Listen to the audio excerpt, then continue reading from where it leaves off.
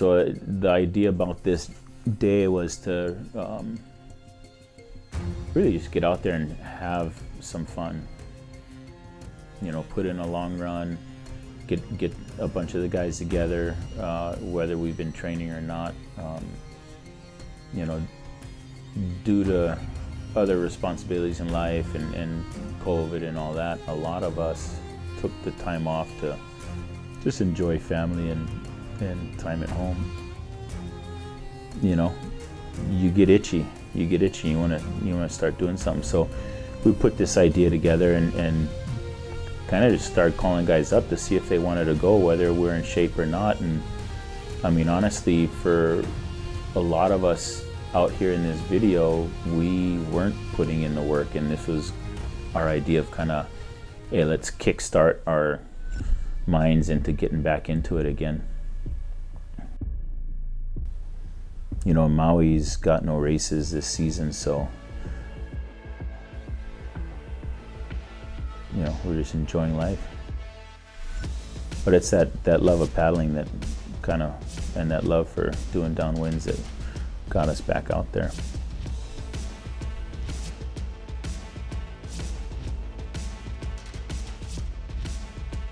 Even though we're out of shape, we know this run pretty well, so we knew that we couldn't make the 3 hours happen, even if we had to drift.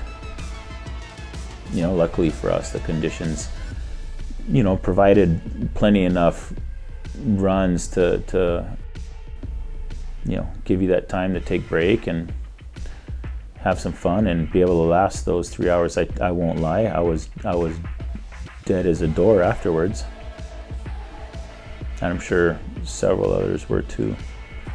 But you know, all in all, it was just a fun day to get out there with a bunch of these guys. You know, like, I mean, Mael's probably got a short clip in here, and you know, we haven't paddled with him in ages. You know, Keiku, Philly.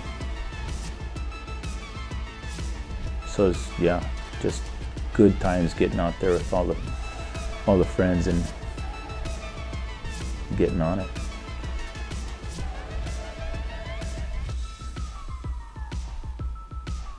Dane, he's gonna want to frame this right here.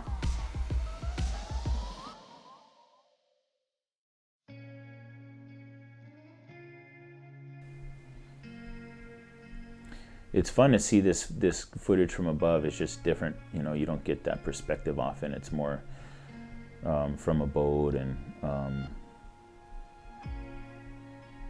gotta say that yellow looks pretty nice on the water.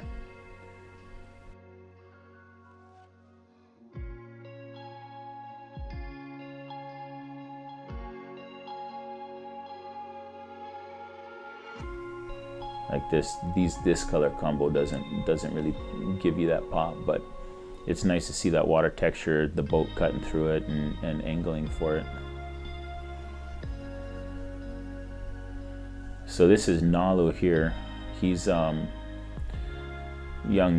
20s, lives Lahaina guy, but he's a pretty good surfer, and he likes to put in the work. You know, last time we had Maui to Molokai, he did really well in it, but you know, kid, he's got an eye for the water. So it's fun to be able to push with him all day, because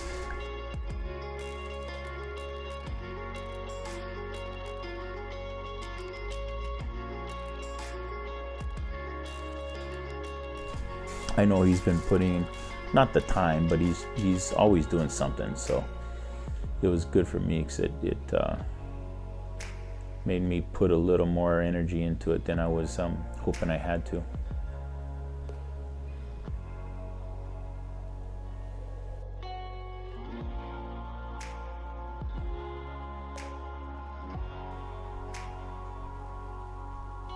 You know what's pretty amazing about this run is every time I do it, no matter what the conditions are, the times are all within like a couple minutes of each other. Like your finish time. It's like, I thought this day would take us a little longer, just because it's probably the more mellow day that I've done it in. Yeah, same time.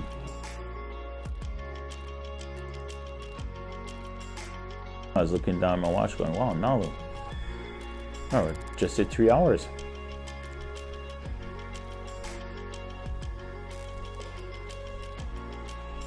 I was actually pretty stoked that we had what we had out there. You know, we knew it'd be an average trade wind day, but you never know what you're gonna get. You know, some wind reports are calling that it wouldn't catch the wrap from the trades. Other reports are saying it would catch it and go halfway down the channel. But just kind of knowing that area, I couldn't imagine it coming halfway down that channel. So I'm glad we stuck to our guns and went for it, because as you can see right here, this is some pretty fun water we were in. Look at this little A-frame he's on. That's great.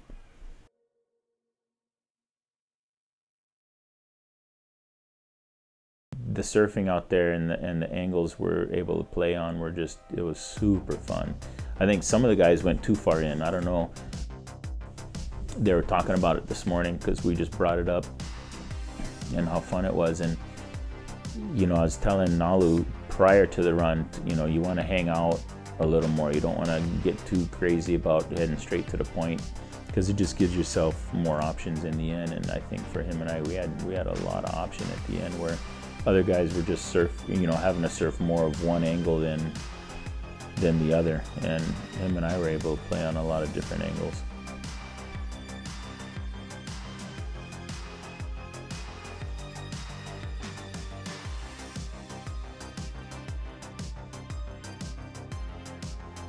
To catch bumps on this day, I think, to be honest, I think any day out there in this channel, it's never that hard to catch bumps. You know, I think what challenge was more towards the end was just the endurance factor for some of us on surfing. Catching the bumps, so, you know, in any situation, even if the current's running against you, it's just putting the canoe in the right position and, you know, allowing it to drop in.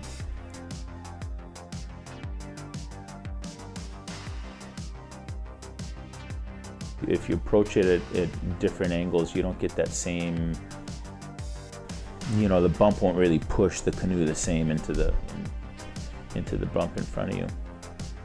So what's beauty about this is, like, you see Keiko right there, it almost looked like his nose is just gonna plow. There it does, but then he pops up and keeps on surfing. But yeah, catching bumps out there, especially as the run went on, it seemed like it got easier and easier. Even when, like for me, I was feeling more fatigued, you know, I was still getting some pretty nice rides towards the end. I was definitely, because of the fatigue, resting a lot more once I'd get them, versus continuing to try to chase another once I was on one. But I knew that was gonna come. Like, watch Philly here, he's just, I mean, some of them you can't help but drop in. Does he get this one? You know, some of these bumps in the channel, they'll kind of look like they're gonna line up really well, and then all of a sudden, it almost like the top of it doubles. Almost like another bump comes underneath it and the top of the bump spreads out more, so you gotta be aware of that. If you're aware of it and you have, you're physically fit to do it, you know, you can put the pressure on the chase up and over that thickness and then drop back in. And if you do drop back in, you're gonna get a pretty good one. But what it is you have the Pailolo channel bump coming in, and you got the small little wind bump coming from Maui, created by just the trade. So it's almost like they're combining with a wrap, so when they run into each other, that top kind of spreads open a little more. So it's just really monitoring what you're visualizing with each bump. That was another thing that popped up in the conversation today, was just that wrap. For the guys that got held inside more, the bump kept pushing to Lanai. For the guys that were outside more, the bump, you know, ended up wrapping and running down the channel more. It's be the same process like when you're heading to, like when you hit Kamalo. You know, if you look at the map, Kamalo, from Kamalo Point, it runs up into Molokai. But when you're doing the Kamalo run, it's right behind you. So it's really the wind's just wrapping the island.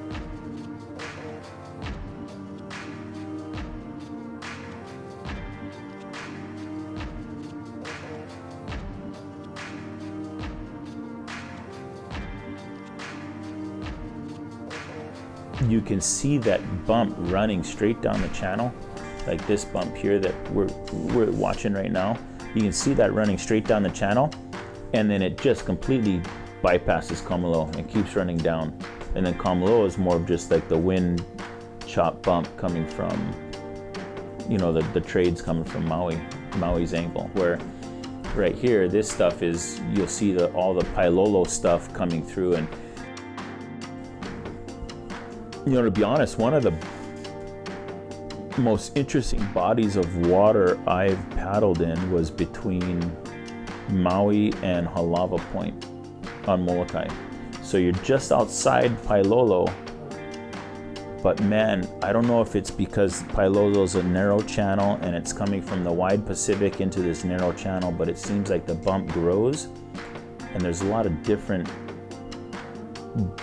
angles. You know, you got a big bump coming from the left, you got a big bump coming from the right, and it was just really special water. I thought I was blown away.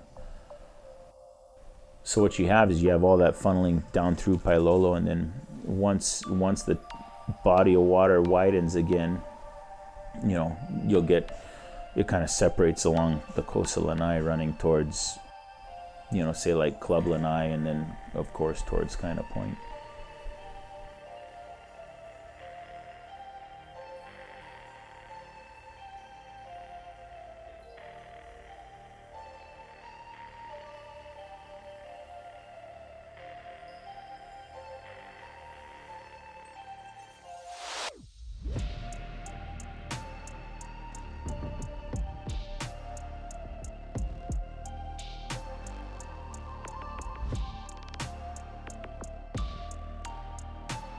You know, like say Nalu, for instance, he's got a pretty slow stroke, you know, especially like on an upwind or something, where say like a guy like Dane would have a little quicker repetition. And one, I think it's a little bit of how maybe the paddler's grabbing the water, but I think like with cycling probably the same, is that you're just built different, you know, and your muscles are built different. So some people are more felt like fast twitch, slow twitch, and I think you get that in the paddling as well. Some people just have a higher cadence, and that's their body's comfortable with it, and others are low. And like me, I think I was always kind of a slower cadence guy too, but Aaron Napoleon kind of taught me at times how to, you know, you just gotta, if you really need it, you got to rev it up. And so I worked on that when I was in my 20s, when I'd always race with him. You know, and you'll see how each person has a little different variant to their stroke as well. You know, it doesn't mean that you're doing it wrong or right. I mean, there was a great video that Tupuria King put up one time, and he was kind of imitating a lot of the top athlete strokes, a lot of top paddler strokes, and it's pretty spot on. But it was funny to watch, and it was pretty spot on. But it was also very interesting, because if you do put all these guys together on the line, they all have something different. But that's just, they're all, you know, we're not all the same. So what the common ground is they're getting a good catch and a good bite, you know, through each stroke. So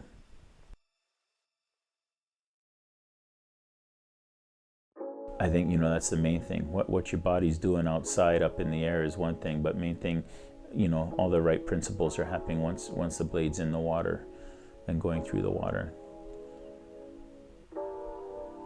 styles of surfing, I think, is a big thing too. You're gonna have guys that are really good at surfing, and they may paddle a lot less in the surf, versus others that might not see as much, so that they'll work a little more at the surf, but they'll know that, so they'll train for it.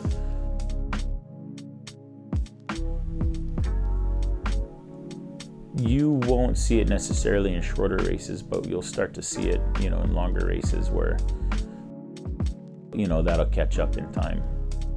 Also, the bodies of water, you know, some people know certain bodies of water a lot better than others, so they can really work those bumps, angles in their home waters, versus some of the races where they'll be in areas where, you know, you just can't work it as well because you don't know it so well.